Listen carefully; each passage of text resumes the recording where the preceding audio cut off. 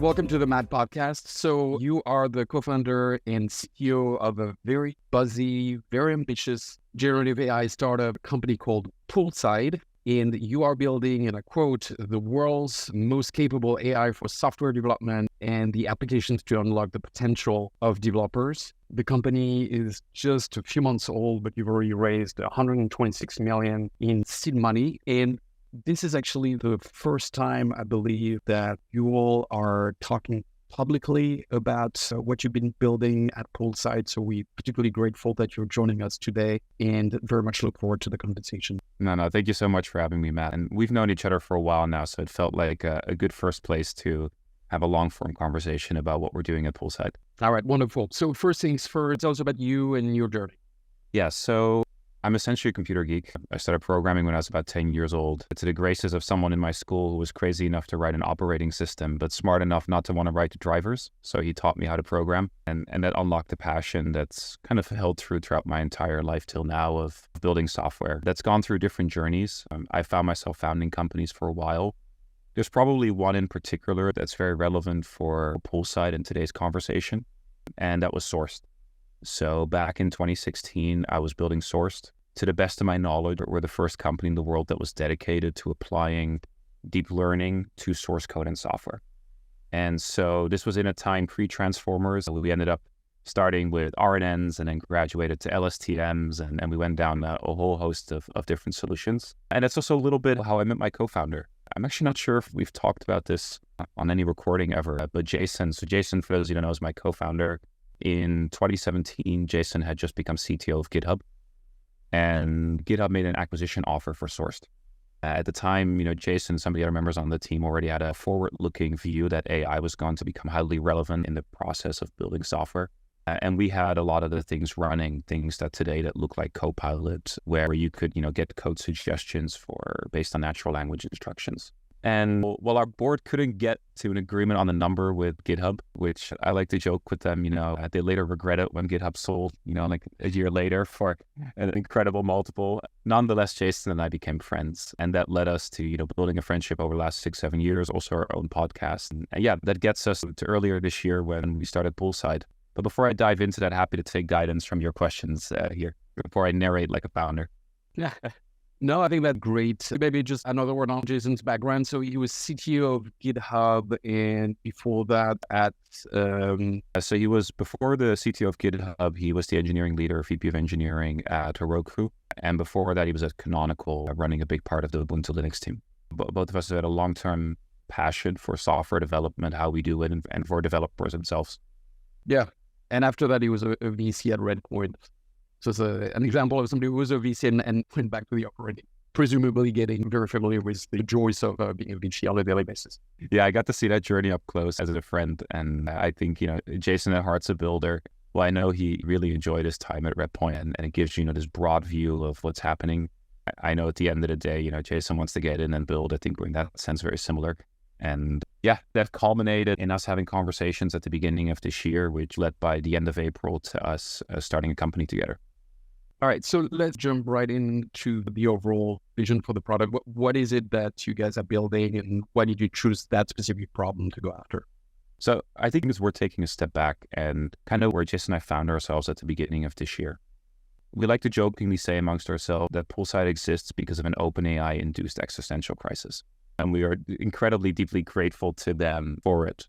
I felt a very long held belief, and you can find old YouTube talks of me, talking about this, that it's very likely that in our lifetime neural networks will become capable of learning anything and everything that we are capable of as humans. And earlier this year, Jason and I found ourselves in long conversations, seeing that we were, on a trajectory with everything that had happened with ChatGPT and subsequently GPT-4, which I think was even more impressive, that was putting us on a trajectory where this is very likely to occur in our lifetime and probably rather sooner than later. I'm notoriously careful with putting timeline predictions on such big events. While others might say 5 or 10 years, I like to reserve a little bit the right for seeing, what's going to happen. But there is something that, a lot of people will hear this and say, okay, yeah, I believe that that's going to happen in the next 5 or 10 years. But then they're not changing their lives. And the truth is, if you really believe that we will create systems in silicon that are above and beyond their own capabilities and skills and intelligence that will become, more economically valuable and useful than we are ourselves, it really warrants a genuine existential crisis. And I think there's a gap between people who are saying so and then going on with their lives as if nothing is happening and maybe rightfully putting on blinders versus probably Jason and I. We really got to a point where we said, okay, if you believe that, you find yourself kind of with two paths in front of you. Do you decide to say, I've gathered enough nuts as a squirrel, I'm going to do just the things that I'm passionate about in life, right? I'm going to sail or paint or things like that. Or do I want to try to contribute to that future, right? Do I want to try to push forward what we are capable of, try to accelerate that timeline? And that's where we ended up. So it started from the point, not of the problem for a product or developers. It started really from this point of how do we help the world get to, sufficiently advanced intelligence in artificial systems quicker? Now, the next set of discussions, which lasted several months, were, do we have our own unique point of view on this, right? Like it's one thing is about contributing to the world and doing what everyone else is doing. It's not particularly useful to try to follow the same path, OpenAI or an Anthropic are following. And the world's already doing that, right? So the more Jason and I discussed, the more we realized, and this is obviously biased by our backgrounds, but hopefully in the right direction, that we actually believe there's a lot of value in focusing on a single capability instead of going general purpose, right? Today with models like GPT-4 and Gemini, their whole notion is to be general purpose, useful for everyone. We kind of took the step back and said, what if we only focused on software development as a capability? Now, on one hand, that comes from software development, in our opinion, being a pretty good proxy task for a big part of the spectrum of intelligence. You need an understanding, a model of the world, because we built software for the world. You need to be particularly strong at reasoning, and you need to be absolutely excellent at planning, right? These three major pillars that I think is a good way to divide artificial intelligence or intelligence in general up into. Well, it doesn't cover everything. I'm maybe already, jumping ahead to people's comments, like it's not a robot, it's not embodied. But our view is that if you're able to solve for a person coming with a high level objective about something that they want to see in software, an AI-led system that's able to ask the right questions to then bring you to a fully piece of running software that you've created together with the AI, you've had to solve for reasoning, you've had to solve for planning, you've had to solve for having a good model of the world. But all of this is, in the nice theoretical realm. There's a very specific technical detail, what made us say, okay, let's dedicate our lives to this. Let's, go into this capabilities race that seems almost impossible to enter into when you have juggernauts like Google and OpenAI with, massive amounts of funding. And the particular technical detail that for us is what the company's really built around is this notion that source code is one of the very few things that we generate with neural networks that we can actually execute and introspect. It doesn't require human feedback to evaluate it. It doesn't require humans to step-by-step reason through it. We have built compilers, interpreters, right? We have actually the ability to run code. And the ability to run code for us is something that opens up this massive possibility to improve these models. Well, let me take a pause here because this is really what got us started, but there's a lot that went between there and where we are today. Yeah, very, very exciting and very ambitious, but indeed broad. So the obvious next question is, how do you narrow down the aperture so that you can turn this big vision into an actual product? Yeah, well, I think it's first noting that, if there's one thing I've learned over the years, it's sequencing, right? It's not enough to be able to have a big vision. The sequencing that you follow as a company ends up really determining if you're around to try to have the opportunity or even the chance to go for that big vision. So for us, the sequencing, we looked at it from a couple of angles. One is, what do we think is happening in the world in the coming years?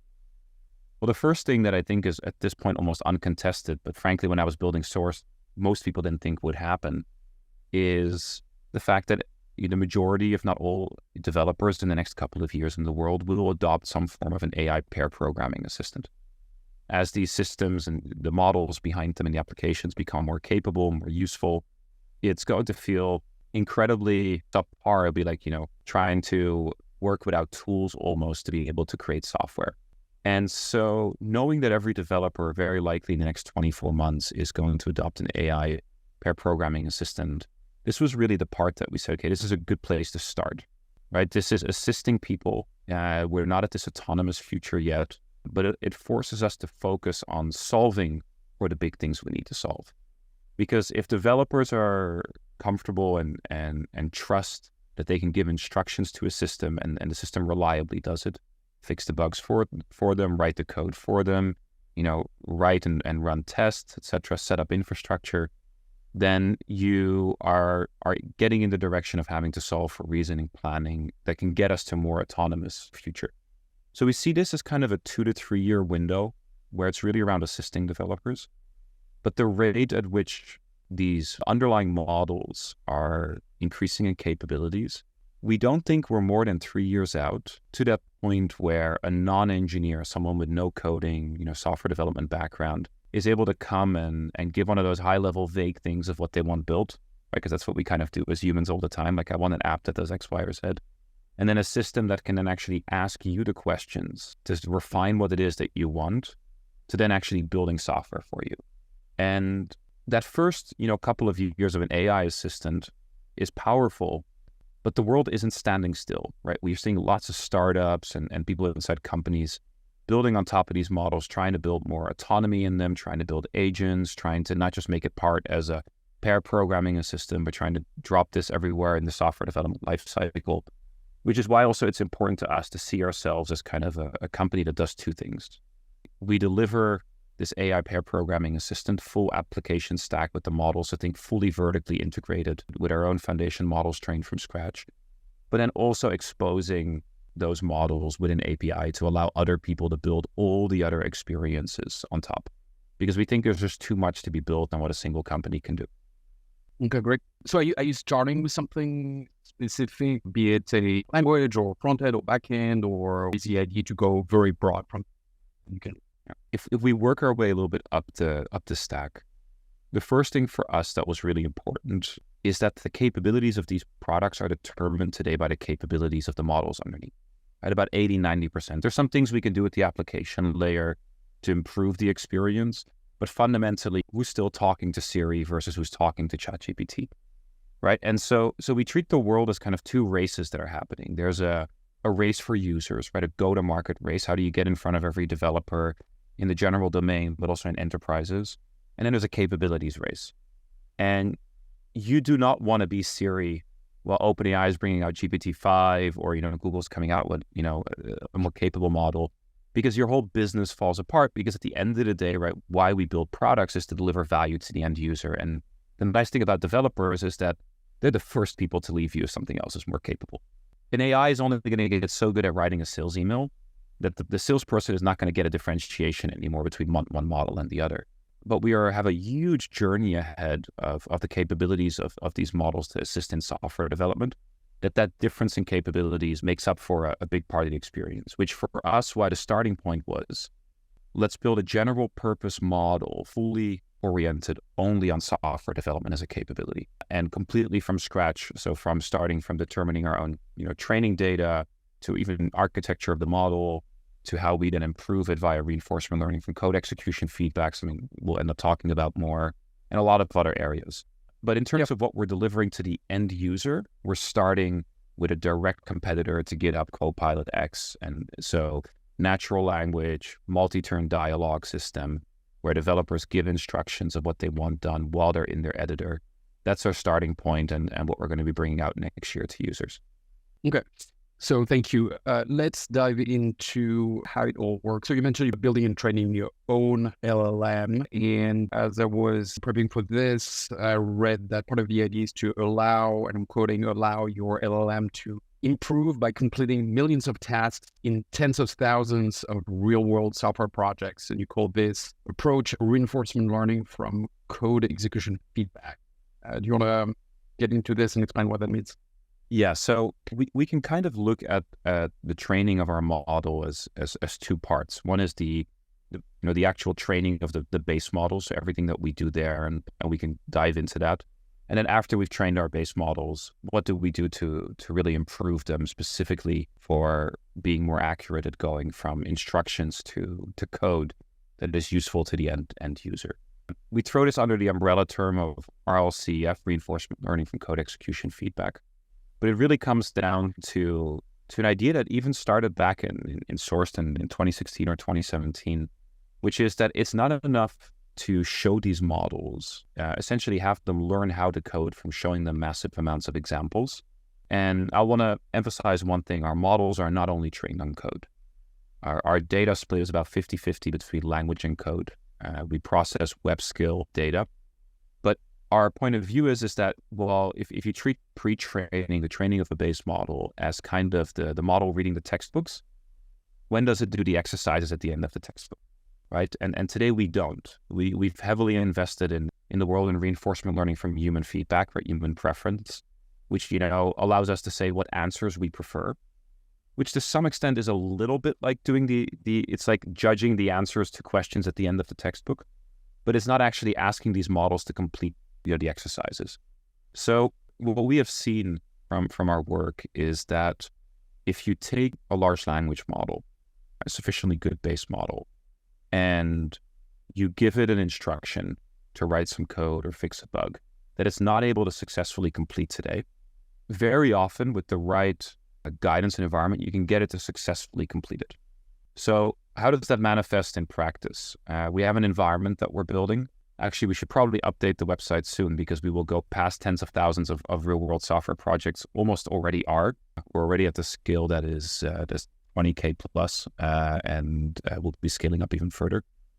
What we've done is we've taken real-world high-quality software projects. So think libraries across a multitude of languages, across different domains, projects that we have seen have been created by developers who have been very active and collaborated with other people who are very active in the community. And we've made sure that we understand the relationships between the code and the tests that cover them. Right? So as developers, we write massive amount of tests, starting with unit tests and then integration tests.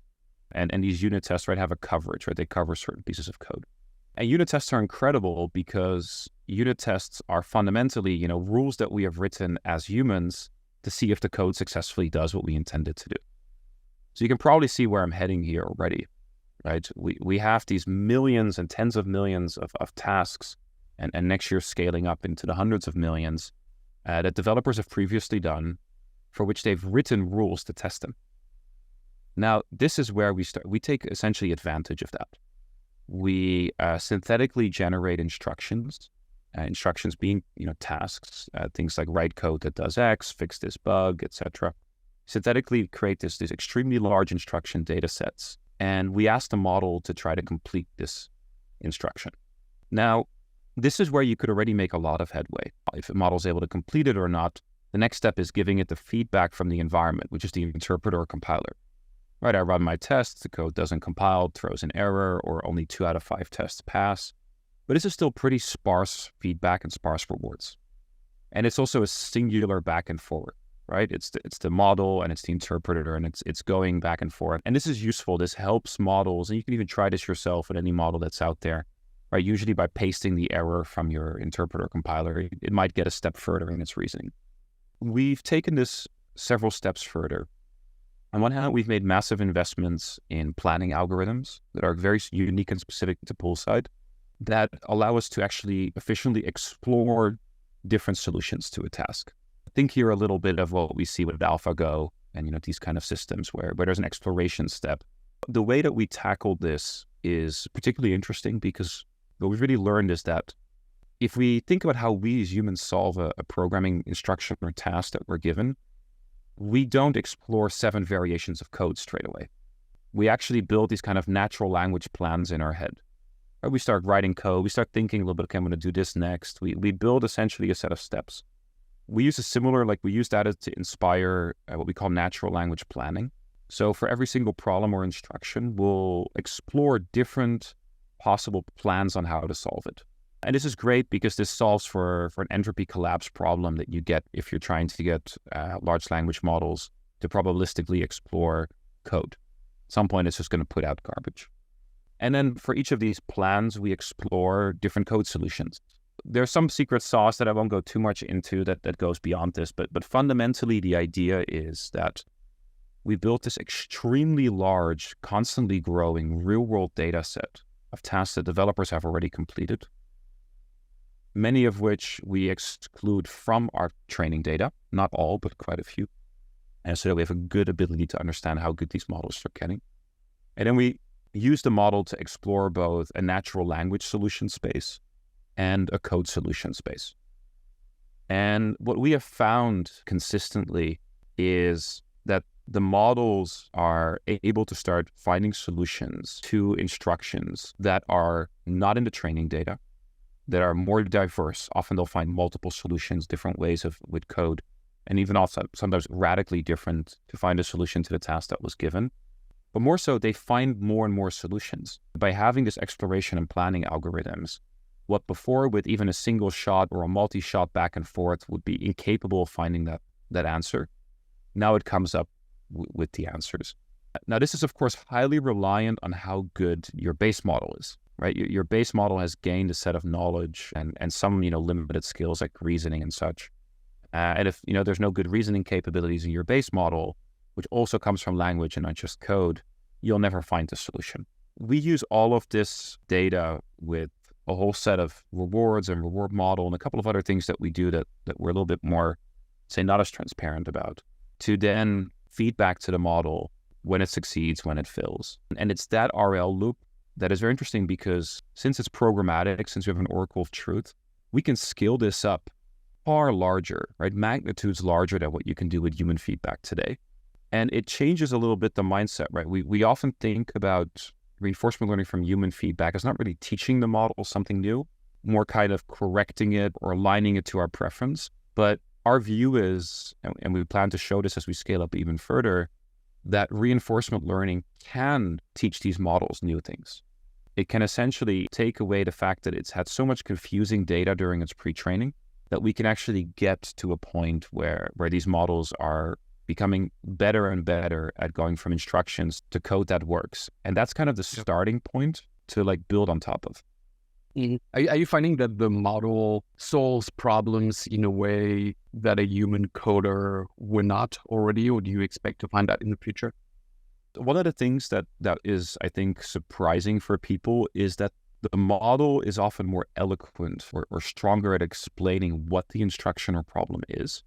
This is one thing that really surprised me. Synthetically generated instructions based on ground truth of code, by almost all accounts, feel better than what most people, engineers, would write themselves. There's also, by the way, a problem to the end user, right? Because the end user will not write perfect things. They'll be flawed in what they ask from these models to do. And so I think there's a lot of progress that needs to be made for these models not to just come with instant solutions to what you ask, but also to become more and more capable of asking additional information. Because often we are the flawed part of the process. It's actually quite hard to voice an instruction of what you want without going all the way to either writing pseudocode, and then you might as well just write the code. There are solutions that you see that these models come up with that just range a diversity of coding styles. Also some things that you would just they're functionally correct, but you're like, oh, I don't like this. But also the opposite side. We're right now still at the realm where they're solving the kind of problems that humans are very good at solving.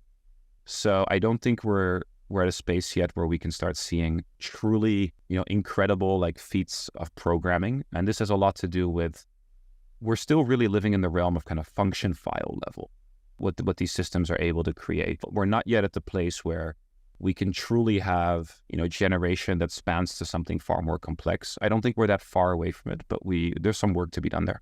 So you alluded to some of this, but maybe to double click, let's talk about the data aspect of this, in particular synthetic data generation, which you mentioned on your website that while seemingly counterintuitive, it works and works particularly well for code. So your data set, so you mentioned it's not just code, there's some language as well. So is there a part of just crawling existing repositories and then it sounds like there's a part that's generating the data? How does it all work? Yeah, so I think first, we spend way too little time in our space talking about data quality. To me, the one thing that's very interesting, and I think if you look at what gets leaked at the major companies, at OpenAI and Anthropic, what gets the architecture, the attention mechanisms, etc. But one thing you can barely ever see a leak about is what's the data? What are we doing to the data? How are we gathering it, etc. Right? And it makes sense that these are kept as very close guarded secrets because fundamentally the one rule of machine learning that's held true 20 years ago, and it still holds true today, is, garbage in, garbage out, quality in, quality out. But it's easy for us to forget that with large language models, because even when we throw a lot of general data at it, including a lot of garbage, these models are particularly good at learning, and they'll spit out answers that are still, highly relevant. And then we can steer them a bit with, human or AI feedback, so that we can oversee the fact that we'll have given training data to this model that's highly contradictory, that's messy, that includes everything from well-formed arguments to, 4chan comments, to make maybe an analogy. So our point of view is that not every token is equal. Not every, sample of your training data is of equally valuable.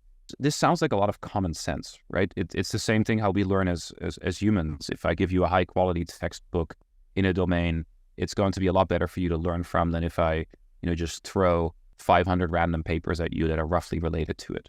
So how do we get to that good quality data?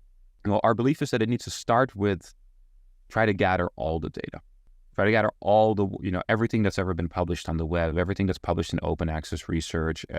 Try to build as large possible data sets as you possibly can, which also makes it far more comfortable for you to filter down, right? Because there is an amount of data, there is a clear relationship with the duration of training. And we undertrain our models. So training it on more data, in the right way almost always has your loss go down, right? It improves the capabilities of your models to come closer to the original distribution, which doesn't, by the way, always mean closer to the actual quality.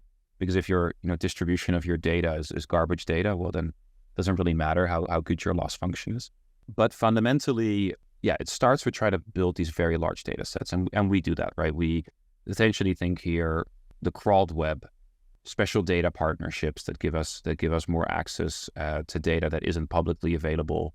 And then in the case of code, it's actually very straightforward, right? We have massive amounts of Git repositories. There's over 330 million in the world, 151 million if you remove forks. And from that, if you filter down, a subset of that is quality. And I guess the next logical question is, what's quality? We think that humans are very good at judging quality of training data. You can look at a piece of text and you yourself are going to be pretty good at judging if this piece of text is likely to add something to what the model can learn from. Is there reasoning in here? Is there knowledge in here? Or is there something that will help a model learn? Or if it's pure garbage. With code, interestingly enough, it's for an engineer capable to do the same thing.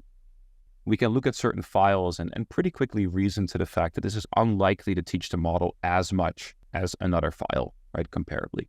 So our starting point has always been humans are good at judging this. Now, the other thing is, if humans are good at judging quality and high quality, then should systems be good at judging the inverse of that, right? Like if once you know what high quality is and what high quality is during training, is there data that lives in your training that allows you to understand the inverse of what's quality? Part of that's what humans can label, but part of that also starts becoming something you can actually automatically infer. We don't go too much in depth here into some of our mechanisms because this is some of our quote unquote secret sauce. But I think for anyone in this space, you'll very quickly understand that the more that you invest in building data sets that determine what's quality and what's not, you can end up, of course, using that data to then train models that become very capable at making that decision for you. And I think I'm mentioning all this to your question of synthetic data generation because I think it starts with what's the data that exists in the world? How do you get as much of it as possible so that you're comfortable filtering it down? Because everyone's biased by the fact that they need a certain amount of tokens at the end to train. Then the next step becomes, how do I judge this data? And there's rule-based systems that are very useful and we all build them. But then at the end of the day, we actually want to use the capabilities of these large language models to do some of this judgment for us. Because, right, we operate in the space of tens of billions, even 100 billion plus documents. Right, so it's an extremely large filtering process. And then the next step comes, which is that you'll very quickly realize that a lot of the data you have looks something like this. Bad, good, bad, good, good, good, bad in the same document. This is very often not because of something profound. It's because a bunch of text, was scraped from the website, ended up in the wrong place, or the bibliography is not really relevant for the model to learn from when it sees a research paper. Right? It will just end up outputting random references. So there's a lot of benefit. If you would draw the midwit meme on essentially large language models and data, on each end of the spectrum of the midwit meme, you would have just look at lots of samples of data. Right in the middle, you would get some crazy academic theory. we spend a lot of time looking at the samples of the data and then determining how to get models to make that judgment. But now you get to the next step.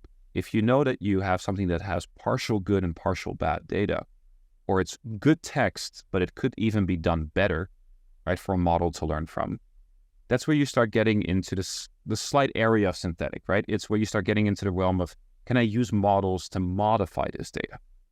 You're not fully asking for new generations yet, which is what I would put under the headline of synthetic, but you're asking it to start modifying and improving it. Right, this is to a large extent. Also, there's been some amazing work on distillation on the series of 5 papers by Sebastian Bubeck and his team, right, that show this on a smaller scale. Like what happens if you start asking for textbook quality data, right? All of a sudden, you see that even smaller models start becoming capable of learning things that previously they weren't.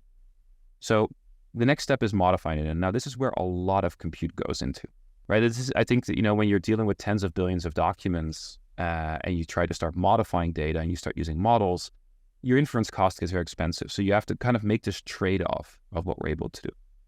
But at some point, you very much see the path that newly generated documents by models can make for great training data.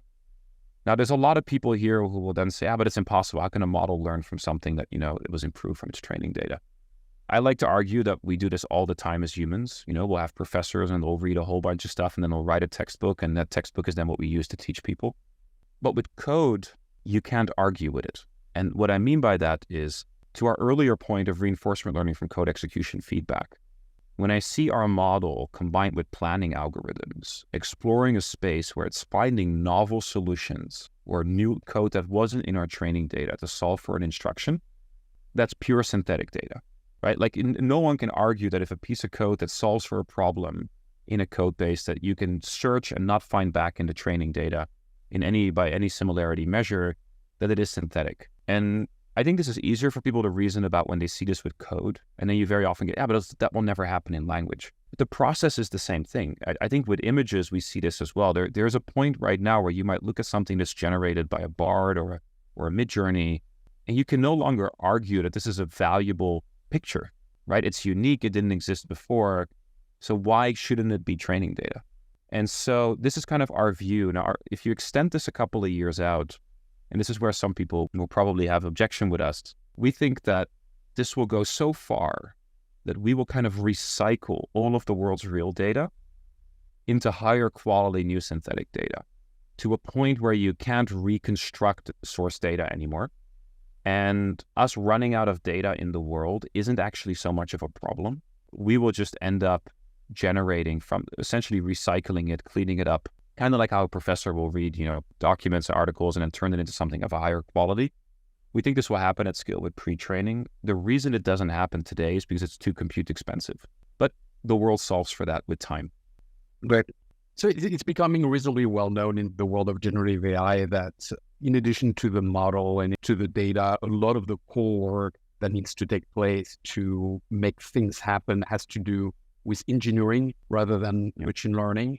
Do you want to talk about what you all have done or plan on doing around the engineering behind the company?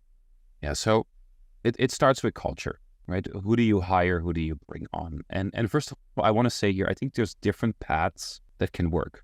Just like I think there's different paths towards AGI, one focused on general purpose, others focused on software development like us. I think there's different paths of building teams and cultures that can get to building these incredible artifacts and products and companies following. The path that we believe is in the early foundation of the company. Every single person who's here needs to be a strong engineer if they are a researcher, right? It's not enough to just be a researcher I live in a Python notebook and I can kind of make things work, but I can't do good engineering at scale. And the reason that is because it allows people to go from idea to an implementation. And most of the valuable things that you learn with large language models and reinforcement learning at scale, right, trying to make them stable, no matter if that's on your pre-training or on your RL and others, come from the actual productionization. And that requires good engineering. Now, the other thing that we've seen that I don't think is spoken enough about in our space is pairing up really good researchers who are engineers with very, very strong distributed systems engineers is a magic formula. Because then all of a sudden, when you're building your data pipelines or you're building your pre-training or things like this, you are not just looking at it from the kind of more researcher point of view. You're also looking at this from, hey, this is a large distributed system that needs to scale. It needs to go through different sequences of maturity over time, right? We can't build the perfect end system straight away because we do need to get things out.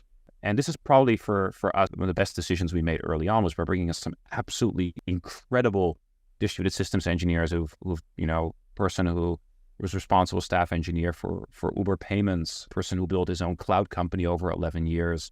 And just like several people like this who are extremely strong engineers. And what you end up seeing is that you can then start getting to iterations of your systems, your data pipeline, your code execution environment, your distributed RL, your pre-training that are from the ground built up to scale. And it's not skill for the sake of scaling because we're engineers and we like to build skills. No, but it's the sake that everything we do today is already at a very large scale.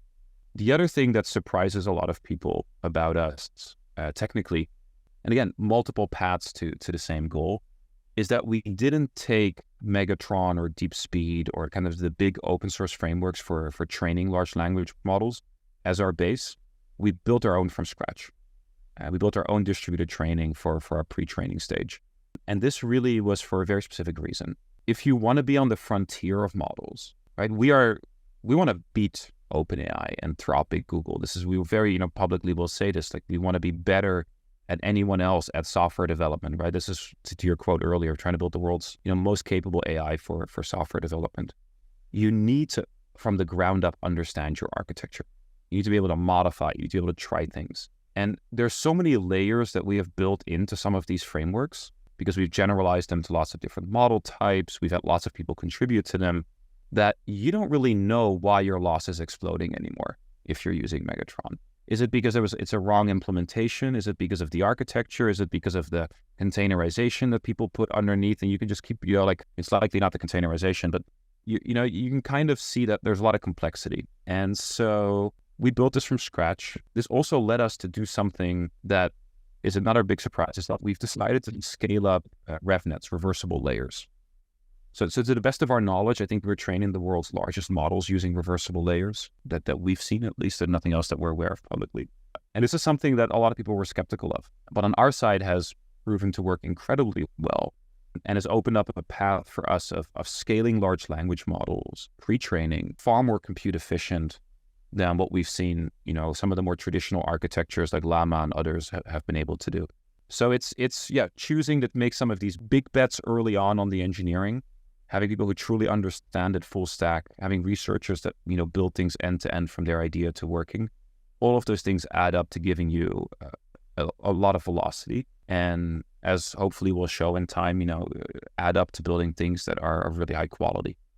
And speaking of engineers and switching tacks a little bit, one of the things that caught people's attention in the days of Poolside, in addition to all the above, is that you guys decided to build the company largely out of Europe and France, although I'm sure you have engineers elsewhere. Can you talk about what is the reasoning there?